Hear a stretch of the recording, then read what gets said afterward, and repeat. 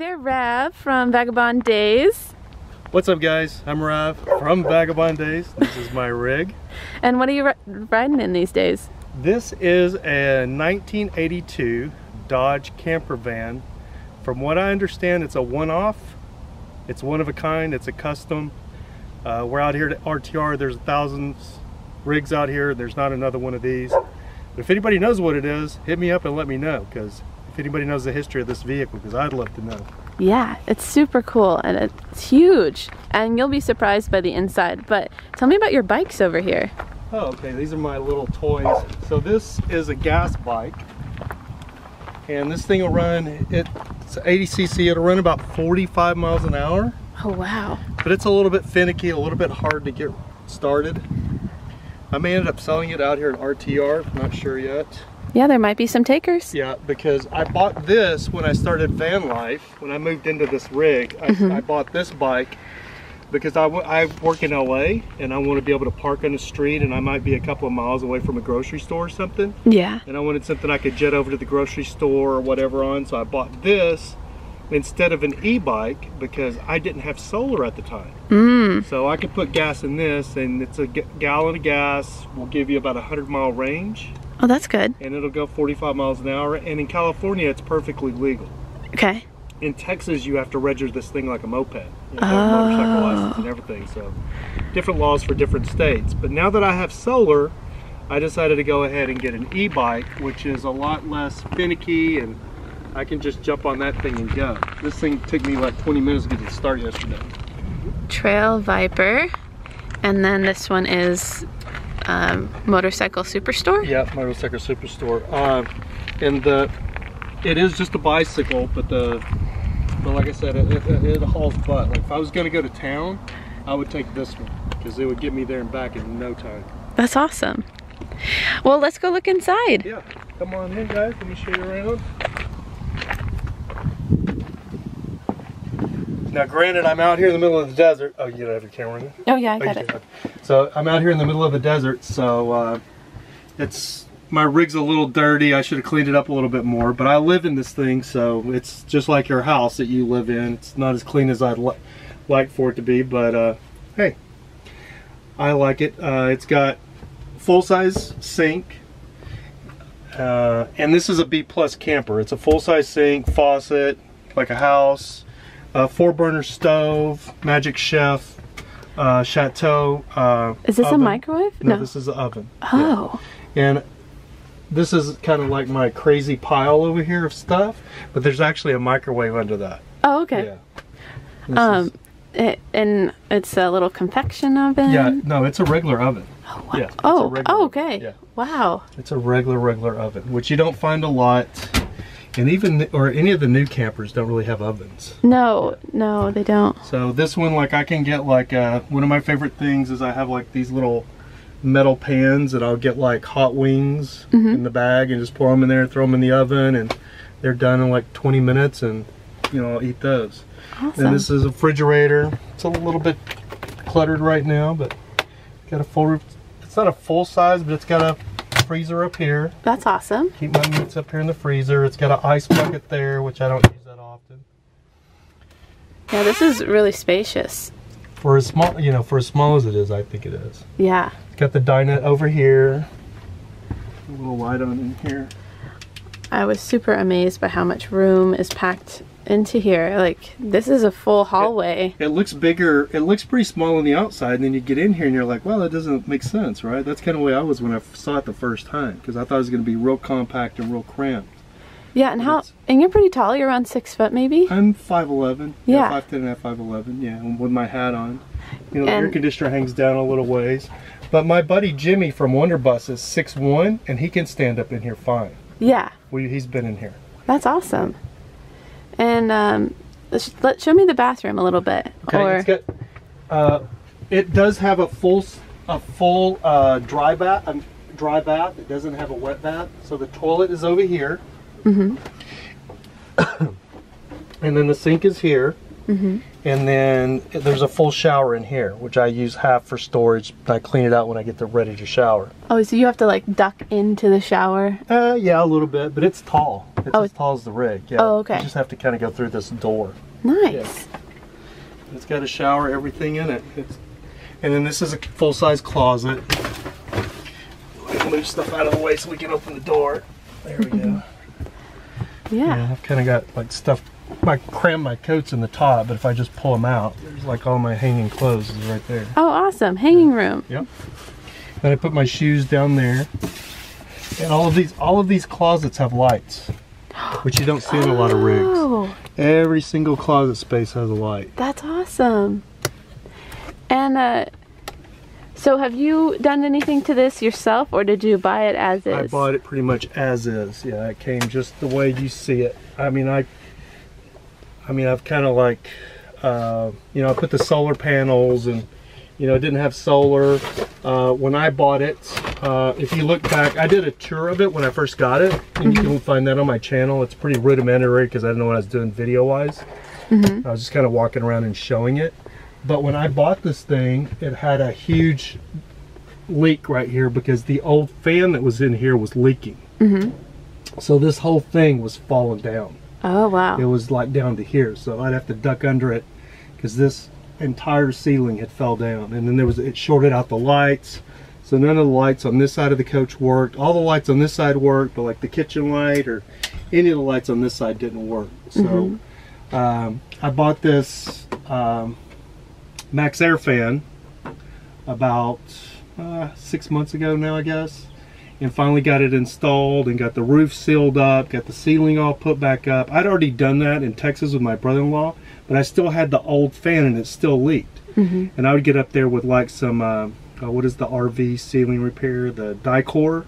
I'd get up with Dicor and try to fix it, and then it was so brittle. I didn't realize I didn't understand why it would keep leaking, because I would Dicor around anything I would see, and then the next time it rained it would leak. But I'm in California, so it doesn't rain all the time. But every time it did, the ceiling would leak. When I replaced this fan and I went to take the old one off, it literally just crumbled in my hand like a potato chip. It was that brittle and that old, the plastic. But it didn't look like that. When you looked at it, it looked okay. But once I touched it, and it just like fell apart, like crumbled.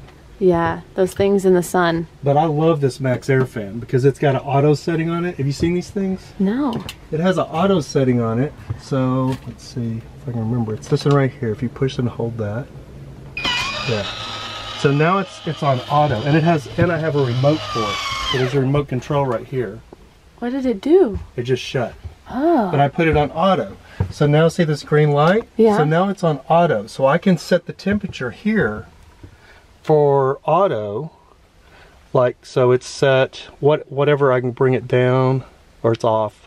But I can set the open, auto, or I can set this temperature up and down. Say it just went up to 78. Okay, I can take it down. So now it'll open automatically at 70 if it senses it gets to 74 degrees in here. Oh. So in LA, where it's always hot and sunny, it may not be hot outside, but if I leave my rig locked up without the windows and everything open, which you don't want to do in LA, and I would come back to my rig and it would be 90 degrees in here. You know what I mean? Just like your car when you pull up to a Walmart or whatever, it gets hot. So this thing, I can leave it on auto, and then once I leave, if it senses it gets too hot, it'll vent all the hot air out of here. That's awesome. Yeah, and I was wondering how it would work, and it works really well. Cool. Oh, I like all your magnets. Right. Been to a few places. There's some places I didn't get magnets, like Austin, Texas, and places Dallas and stuff like that. But I kind of running out of magnet ring there.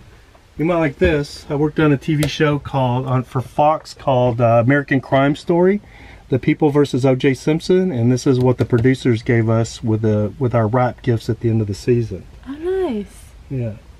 And how long have you been on the road? I moved into this thing. I had a house in Joshua Tree for 3 or 4 years. I moved out from LA to Joshua Tree to kind of get out of the rat race of the hustle and bustle of LA. And I went to Joshua Tree and fell in love with it. And I'm like, I'm going to move here. So I did. I just moved to Joshua Tree, got a house, rented a house with 5 acres of land. But I was still working in LA as a freelance production assistant.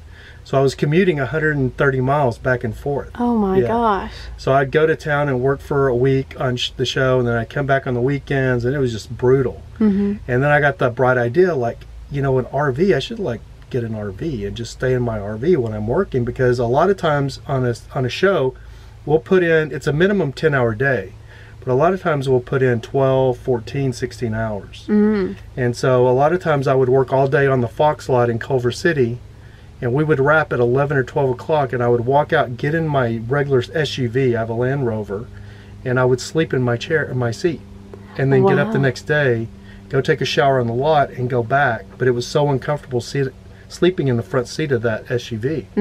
I was like, I need a RV. And so did they let you come park on property? And so I couldn't park on the property, but I found a place literally 2 miles down from the lot. So that's why the gas bike, I would get up in the morning. It was a commercial district, and I would take a shower, and then I decided to start taking a shower on the lot. But if I was running late, I would take a shower in here, get the gas bike off, and in 15 minutes I would be to work on the gas bike. No traffic, because I would just zip right through the traffic to work. That's awesome. Yeah. And so, and then when you're working on a TV show, you're on the whatever the home lot is, the studio lot. So a lot of the shows I work on are Fox, so I know where my parking is. But then as well, if we're off the lot and we're on location, the call sheet will come out the day before we're going to be on location. And so a prelim will come out, and it gives me an idea of exactly where we're going to be in LA on location. So as soon as we wrap for that day, I will go straight to that location, find a place to park, pull in, park, button everything up, and I'm 2-minute walk across the street from work the next day. That's awesome. And when I started doing this on the OJ show, all the grips gave me a hard time. They were like, oh, look at Rav in his raper van. Rav's his old raper van. They made fun of me. They thought I was crazy.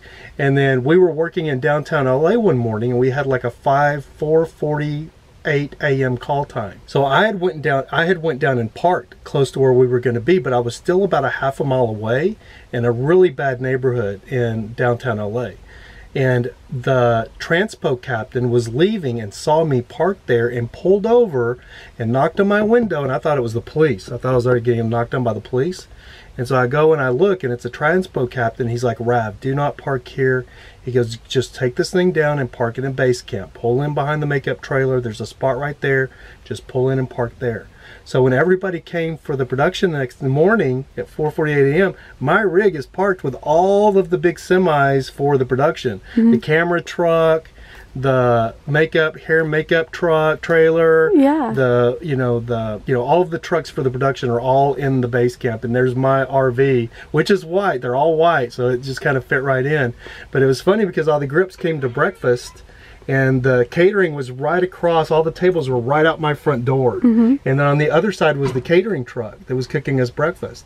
And so all the grips are sitting there talking to each other going, man, we thought he was an idiot. He's actually pretty smart. Look at this. He's right here. It goes, man, he goes, how long did it take you to get to work? How long did it take you to get here? I'm in Orange County. It took me like 45 minutes. He goes, I know, and there's no traffic. And if Rav's he's probably in there asleep. He's probably going to come out in his house coat and his slippers. And sure enough, I did. And I went to the catering truck, got some coffee and my breakfast burrito, and came back in here and eat it. And so they started like, they renamed my rig. And I'm not going to say the name that they named it, but it went from being the raper van to something more, it's more eloquent. Yes, that's great.